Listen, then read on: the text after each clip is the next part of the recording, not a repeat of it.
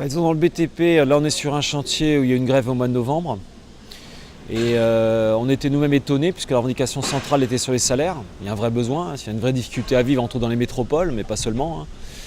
Donc le salaire est primordial, mais on était étonnés de voir quand la revendication principale c'était le respect. Le respect, c'est-à-dire qu'il y a une espèce de ras-le-bol d'être traités comme des chiens sur les conditions de travail, sur le danger aussi, sur les inaptitudes. On voit des salariés de plus en plus bousillés à 40-45 ans par rapport aux cadences de travail. Et là, ça renvoie aussi au débat sur les 35 heures, qui est artificiel. C'est-à-dire qu'on voit bien qu'en effet, on est supposé travailler moins officiellement, ce qui n'est pas le cas sur le terrain, puisque les heures supplémentaires ne sont pas reconnues.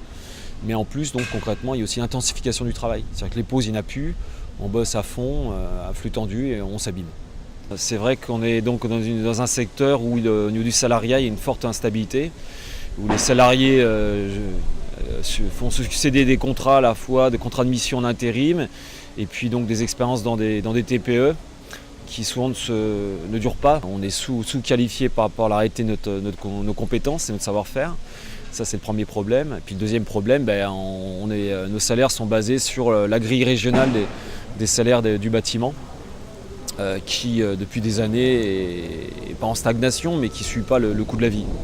On a un secteur où le travail dissimulé est une réalité et concerne la majorité des salariés de la profession. Donc c'est rare rare peut-être pas, mais c'est en tout cas peu courant que les heures supplémentaires soient payées. La CGT doit permettre d'accueillir les salariés des TPE parce qu'il faut qu'on voit qu'on pèse. C'est-à-dire que la profession maintenant c'est majoritairement des salariés des TPE en sous-traitance. Et on a une capacité de production de richesse qui est énorme. Ici, on est sur des chantiers qui rapportent. On est sur la spéculation immobilière dans les métropoles.